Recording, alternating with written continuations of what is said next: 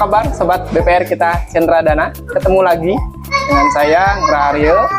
Hari ini kita ada di Desa Bukit Abang Dinding, Batu Dinding ya. Nah, tahu ya daerah mana? Ada di daerah Kintamani tentunya. Nah, buat teman-teman, pasti kalau Kintamani hidangan yang disantap apa? Mujair nyat-nyat ya. Nah, kita akan bicara nih dengan salah satu nasabah BPR KCD kita yang punya usaha adalah keramba untuk budidaya ikan mujair. Hari ini kita sudah bersama dengan Bapak Putu Darmayuda. Apa kabar Kak? Ampun, becek ya. Oke. Hari ini kita ngobrol-ngobrol Pak ya, Putu ya. Kita ngobrol-ngobrol, memberikan informasi kepada teman-teman dari BPR kita Sentra Dana mengenai keramba ikan mujair, guys. Kalau boleh tahu Pak Putu, sudah berapa lama mulai budidaya niki? Yang budidaya ikan niki kurang lebih dari 10 tahun. 10 untuk yang tahun sendiri untuk ya. Dari awal niki kan banyak perjalanannya. Kakek juga sempat dulu dia budidaya ikan itu sampai udah dari 25 tahunan. Tapi model kurambanya belum yang sekarang. Belum yang sekarang ya. Kalau dulu itu dia pakai di pinggir danau aja. Kalau sekarang kan udah mulai teknologinya modern dikit ya. Udah mulai masuk dia ke dalam di tengah-tengah danau itu gitu. Kalau dulu cuma di pinggirnya saja. Kalah lah kalau musim angin itu dia kalah. Kayak sekarang ini lagi keras juga surut terus gitu, goyang lah gininya. Kalau sekarang dia udah mulai mengapung dengan sendirinya. Nanti kita isi berat-berat saja, cuma di beratan itu dia tidak istilahnya tidak melayar jauh dari kawasan kita. Soalnya kalau di sini daerah sini itu pemilik kuramba itu identik dengan kawasan di pinggir danau itu, dari lahan ke danau itu kita yang punya kawasan lah istilahnya gitu. Oke, ya. Berarti kalau kuramba sekarang mungkin kan sudah di tengah gitu ya. Sudah. Jadi untuk aksesnya sendiri ada pakai jukung istilahnya. Kalau di sini kayak perahu dia namanya. Boleh nanti kita ke sana boleh ya, nanti kesana. Nanti kita lihat ya. Oke. Nah, Pak Putu, kan tadi keramba ikan nih, pasti kan danau Kintamani kan air tawar gitu ya. Nah, jenis ikan napimantan biasanya. Kalau di sini sih bilangnya mujair. Mujair ya. Ada jenis ikan yang lain selain mujair? Dulu sempat ada, tapi sekarang karena kan pemasarannya ya, kalau dulu dia di sini pakai lele juga, sempat lele. Terus karena pemasaran kita susah, jadinya tetap di mujair aja sekarang. Mujairnya saja. Maksudnya pemasarannya atau ikan lelenya dikaitan dengan danau di Batur ini nggak mau berkembang dengan bagus? Perkembangan bagus dia. Ya. Bahkan kalau dia yang daerah-daerah lain dari sini itu sampai 4 bulan. Kalau kita di sini udah sempat waktu ini 3,5 bulan itu lele sudah mencapai ya. Berat sudah 1,4 kilo lah. Per ekornya. Sudah ya 5-4 itu. Berarti lumayan besar juga itu ya? Itu udah karena pemasarannya aja yang susah kita di sini. Nah, kalau tadi pemasaran yang lelenya susah, mujairnya? Kalau mujair ada penggulak di sinilah kita bisa bawa ke pasar itu. Ke pasar. Kalau Pak Putu sendiri biasanya ada yang ngambil? Ada yang ngambil ke sini. Ada yang ngambil sini ya. Kalau berarti tengkulak atau istilahnya apa di sini? Tengkulak ya. Itu yang ngambil. Sedagar lah kalau di sini. Itu yang ngambil kepada Pak Putu dari hasil budidaya itu. Nanti mereka lah yang akan memasar ke pasaran atau ke tempat-tempat makan mungkin kan. Biasanya di daerah mana mantan itu Pak Putu? Di sekitar Kintamani aja atau sampai keluar kota atau misalnya keluar negeri kita? Enggak, paling ke daerah di sini aja lah, paling di daerah Bali mungkin kan, ataukah ikan dari daerah Kintamani ini Danau Batur niki bawa ke Lombok itu dia saling gini biasa. Saling gitu ya. Berarti sudah sampai ke Lombok juga. Tapi prioritasnya tetap di sini lokal di Kintamani. Kalau di lokal di sini aja sudah tidak bisa memburu. Apalagi keluar lagi kan lebih gini. Maksudnya sudah tidak bisa mengisi kekurangan gitu. Kekurangan. Bahkan yang ikan dari Lombok itu nyampe sini juga. Kayak musim-musim sekarang ini. Untuk menutupi kekurangan permintaan itu ya. Apalagi musim sekarang ini. Apalagi sekarang kan musim biasanya dia Juli Agustus itu naik belerang ya. Naik belerang. Ya? Nah, sekarang Julinya udah lewat, mudah-mudahan Agustus ini enggak. Oke. Berarti secara permintaan sebetulnya ikan mujair tinggi banget ya, tinggi banget ya. Kemudian yang tadi dulu sempat Pak Putu ikan lele, bagus sebetulnya, tapi pemasarannya yang susah. Atau memang harus ikan mujair aja di sini. Dengan ciri khasnya mungkin ya. Ciri khasnya mungkin di sini. Oke. Nah, sekarang budidayanya Pak Putu sendiri nih, apakah sendiri-sendiri atau di desa Abang Bukit Dinding ya? Batu Dinding. Batu Dinding ini ada komunitas yang memang mengelola juga secara bersama-sama untuk itu. Enggak sih, cuma perorangan saja ya. Tapi rata-rata warga yang ada di sini juga punya keramba gitu ya. Merata lah di sini. Merata gitu ya. Oke. Ya. Oke, ini anginnya memang cukup keras ya, teman-teman. Jadi cuacanya juga dingin ini. Oke. Nah, untuk tadi kan kalau lele tadi yang sempat itu 3 bulan gitu ya. 3 bulan sudah. Nah, kalau mujair sendiri. Kalau mujair, mujair kalau dulu tiang bilang, kalau dulu dia nyampe 6 bulan itu sudah bisa panen. 6 bulan, itu dari hitungannya dari mana Pak? Dari pembenihan awal. Awal. Dari beli bibit itu langsung sampai 6 bulan itu sudah terpenuhi. Ukurannya berapa? Sudah masuk grade 1 kilo itu sudah 4 sama ada 4, ada 3, ada 5 gitu. Variasi lah dia. Ada grade-nya gitu berarti 1 kilo itu ada 4 ekor gitu jadinya hitungannya. Ada 5, ada 3. Kira-kira ya lumayan lah ya. Kalau sekarang karena mungkin kalau orang di sini sih bilangnya dari segi jaring yang dipakai terutama jaring yang dipakai kalau sudah lama itu kan udah mungkin kalau tiang lihatlah Pak, kalau tiang lihat nih kalau sekarang itu agak mungkin oksigennya mungkin kurang di dalam karena jaringnya itu sudah tertutupi. Kalau di sini sih dibilangnya kayak ong itu model kayak lumut-lumut itu loh. Oke, karena terlalu kecil gitu ya. Ya, mungkin kayak gitu. Proses dia berkembangan itu agak lama. Untuk bibitnya. Mungkin ya sudah dari bibit sampai dengan panen. Sekarang kurang lebih 10 sampai 8 bulan lah. Oh, sebelumnya bisa 6 bulan paling cepat.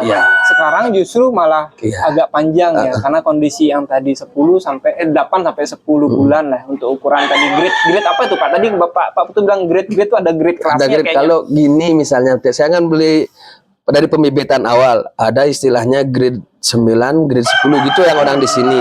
Kalau grade 9 itu dia masuk dengan harga misalnya 500 per biji. Per biji. Iya, 500 per biji kalau grade 9, kalau grade 10 dia itu masuk di 550. 550. Iya. Nanti dia di pembenihan itu kita biasanya kalau di sini sekarang dari awal sampai finish itu kan sampai siap saji istilahnya 3 bulan dulu kita cek dulu, 3 bulan dipilah dulu Pak. Masuk ini istilahnya udah disutir, ini yang udah mau siap panen. Ya nanti itu udah baru kita lagi 5 bulannya baru dipanen. Ya, dari pembenihan pertama. Berarti ketika nanti udah usia sekian bulan yang tadi itu dipilih di tempatnya. Oh nih grade ini begini gitu Pak Putu ya, supaya hasilnya juga maksimal gitu ya. Itu sih kalau kayak di sini. Gitu. Kalau di sini ya untuk Pak Putu lakukan seperti itu juga. Oke. Berarti tadi 1 kilo kira-kira 4 sampai 5 ya. Oke, nah kalau sendiri Pak Putu sekali panen tuh dengan tadi 8 sampai 9 bisa dapat berapa kilo tuh Pak? Itu tergantung dari awalnya. Oh, dari awal misalnya beli bibit berapa, istilahnya 20.000.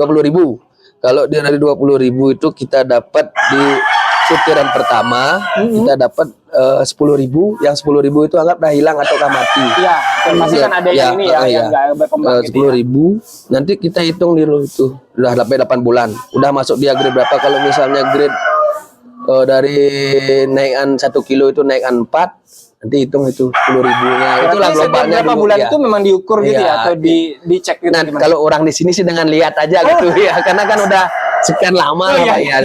Jadi tinggal lihat aja udah tahu nih dia apa gitu. Ya, adalah memang kayak gitulah.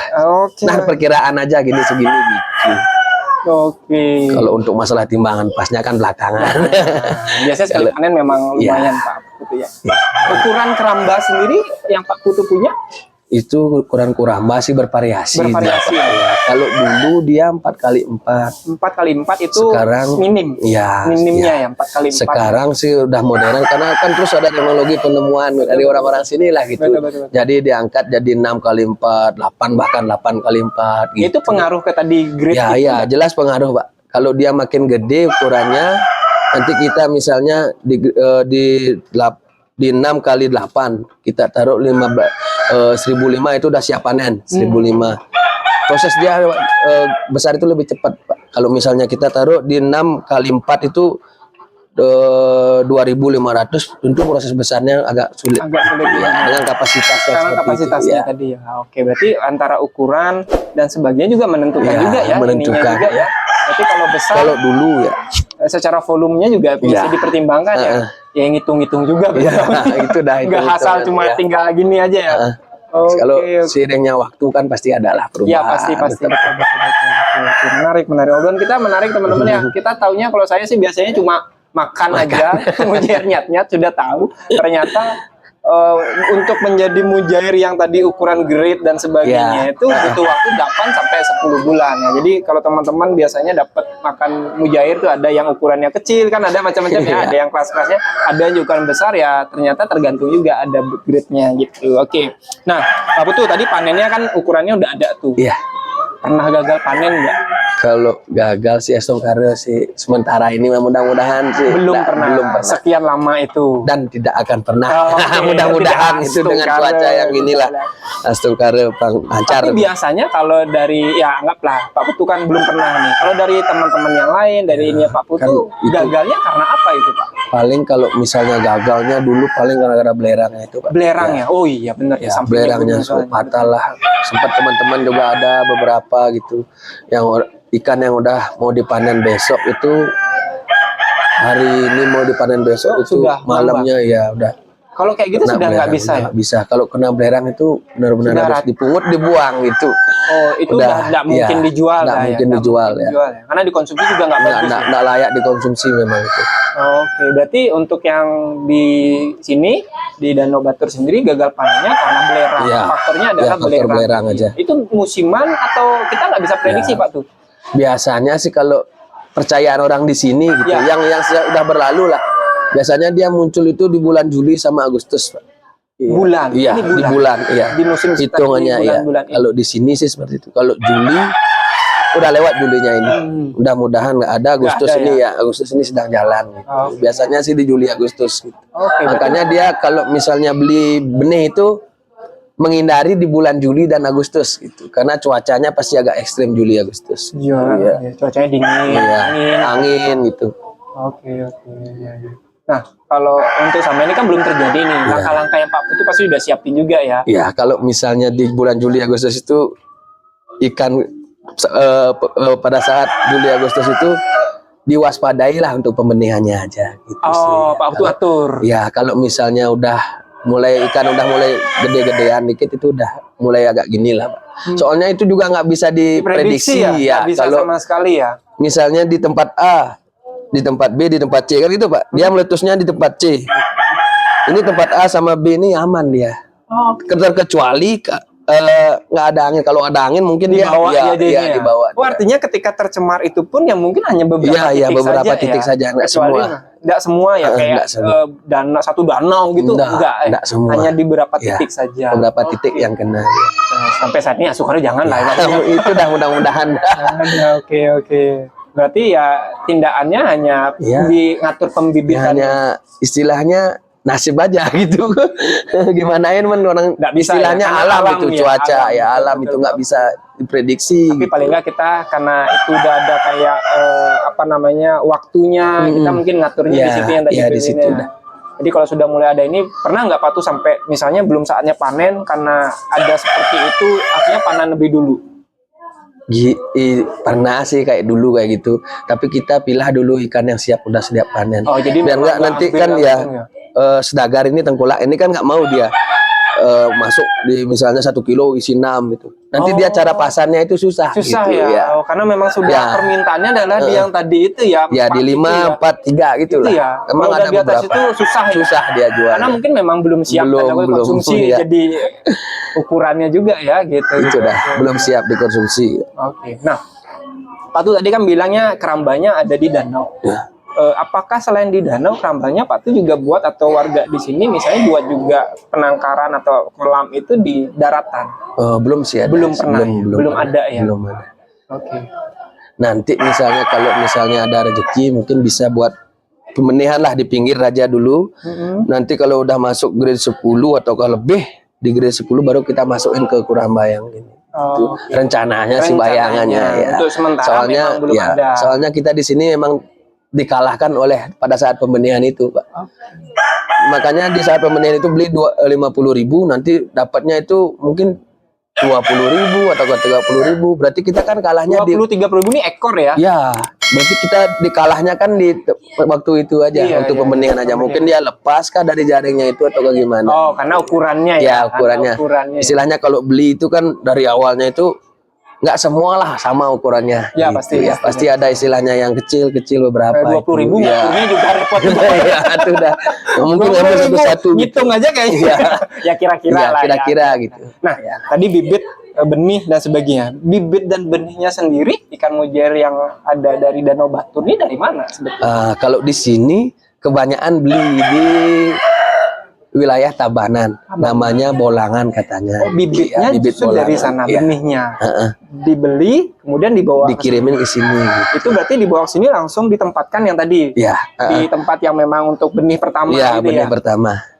Oke, berarti bukan di sini. Di sini belum ada. Belum ada di sini pembenihan. Dari sekian tahun memang belum ada. Belum ada. Justru di sini hanya membesarkannya saja yang selama 8 sampai 10 bulan itu. Kalau dulu bisa 6 bulan. Oke, saya pikir di sini disiapin bibit semuanya gitu. Belum ada sih di sini. Belum ada ya, memang khusus untuk sementara yang di sini banyak dari Tabanan. Oke. Nah, Pak Putu, misalnya nih ada teman-teman yang pengen belajar juga budidaya ikan mujair. Gimana caranya? Boleh nggak dibagi? Boleh, kita pada sama-sama aja. Istilahnya saya belum sesempurna yang dibayangkan gitu. Mari kita belajar bersama-sama. Kalau misalnya dia ada ilmu yang belum sempat dipraktekin, mari kita belajar praktekin bareng-bareng gitu. Istilahnya kan belum semua lah saya ketahui. Biarpun saya besar di sini kan belum ada lah kemampuan yang semaksimalnya. Berarti ilmunya Pak Tu ini turun menurun ya? Istilahnya seperti itulah, Pak. Kalau nggak mungkin lah Bapak dari Gianyar itu bisa ilmu yang di sini. Betul. Memang dari pengisirnya lah istilahnya, dari kakek ngajarin kayak gini gitu. Ya, walaupun misalnya ada yang membuat teknologi juga, mungkin ya bisa dicoba juga sih gitu jadinya juga untuk mengembangkan yang ada di sini, Pak Putu ya. Gitu. Oke. Nah, Pak Putu ke depannya nih selain juga dengan sudah keramba yang sudah berjalan sekian puluh tahun nih dari orang tua, sebenarnya Pak Putu juga ada nggak rencana pengembangan ke depannya Pak Putu mau lakukan?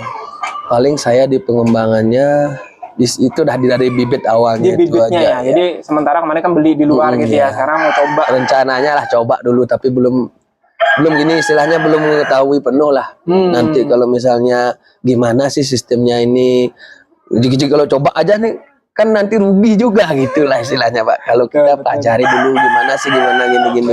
Nanti curi dulu ilmu yang di sana, kalau udah dapat baru kita gini. Kalau curi jangan bilang-bilang, Pak. Izin kita belajar lah ya. Izin kita belajar sana. Ya siapa tahu memang kalau bibitnya dari sana dibesarkan di sini, gimana kalau bibitnya dari sini dibesarkan di sini? Mungkin jadi lebih maksimal ya. Lebih maksimal, jelas lebih. Itu sih ya. Oke. Nah, selain yang tadi ada pengembangan untuk bibit, ada yang mau dikembangkan, ya mungkin jenis ikan yang lain atau budidaya udang, kepiting. Saya nggak tahu apakah di sini ada seperti itu, memang khusus mujair saja. Kalau sementara sih sekarang yang sudah jalan ini mujair saja, tapi nah mudah-mudahan dengan teknologi yang canggih nanti ada beberapa teman-teman yang masuk dengan membudidaya udang, apakah kepiting, apakah apa, nanti kita pelajari dulu bareng-bareng itu. Rencana sih memang mau lah coba di udang dulu ya. Dengan pasaran yang sekarang itu kan lumayan, Pak. Makanya kalau hitung-hitung kalau mujair lama kelamaan pasti ginilah istilahnya. Kalau ada bervariasi, hari ini mujair, besoknya udang ataukah besoknya kepiting kan lebih bagus dia. Itu bervariasi. Jadi bisa variasi ya. Siapa tahu ada ternyata istilahnya mujair mujair kita mandi nih, gitu ya, mujair batur ada udang, muncul tren yang baru gitu ya. Oke, menarik nih obrolan kita teman-teman. Nah, kalau boleh tahu Pak tuh, kan Pak Putu juga sudah menjadi nasabah di BPR kita Sendiri ini. Apa kesan dan pesan yang sudah didapatkan dari program KUM nih, dari usaha mikro di perikanan terutama, apa yang sudah dirasakan sampai dengan saat ini? Cerita, sharing. Sementara sangat berterima kasih dengan adanya KUM ini dari Bank BPR.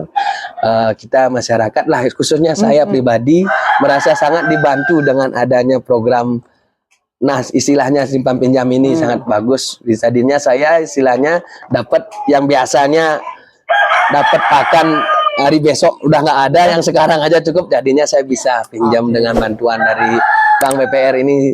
Ya, semua mantan lah yang bantuannya ya. Cukup membantu ya. Sangat lah, bukannya cukup lagi. Kalau cukup bercukupan ini sangat membantu ya. Bahkan ada harapan juga ingin mengembangkan dan sebagainya. Dan kita juga bisa tetap bermitra kan dengan juga masyarakat yang ada di Desa Batu Dinding Abang ini juga. Jadi usaha-usaha yang keramba, juga tadi saya lihat di pertanian juga ada bawang dan sebagainya juga bisa berkembang juga ya. Jadi juga berharapnya juga bisa menjadi itu sih, sama-sama. Baik Pak Putu, obrolannya menarik nih ya. Sudah kepikiran mujair yang dimasak dengan bumbu genep ya teman-teman, pasti juga udah nggak sabar juga. Nah, baik. Itu saja sih Pak Putu obrolan kita. Mungkin nanti di sesi berikutnya kita akan ngobrol yang lain. Pak Putu juga ada usaha yang lain juga ya? Iya, ada beberapa. Bawang ya. Di pertanian itu ada berarti bawang. Pas nih ya, ada ikan mujairnya, ada bawangnya langsung dijadikan. Istilahnya nggak beli apa lagi. Cabai ada di sini. Kesuna ada. Berarti udah memang benar-benar lengkap ya. Jadi mujairnya original ya di sini lah. Di sini. Oke, baik. Teman-teman, menarik obrolan kita ya mengenai mujair yang selama ini mungkin teman-teman sering nikmati ya kalau berkunjung ke Desa Kintamani, Batur dan sekitarnya. Jadi ya salah satunya di budidayanya adalah di Danau Batur ini. Pak Putu sebagai pelaku juga punya harapan juga bagaimana teman-teman juga bisa sering juga ya Pak Putu ya makan ikan mujair juga gitu ya, juga menambah perkembangan usaha dari warga yang ada di sekitar Danau Batur. Baik, obrolan kita sampai dengan hari ini cukup sekian dulu teman-teman ya. Kita akan ketemu lagi di sesi berikutnya.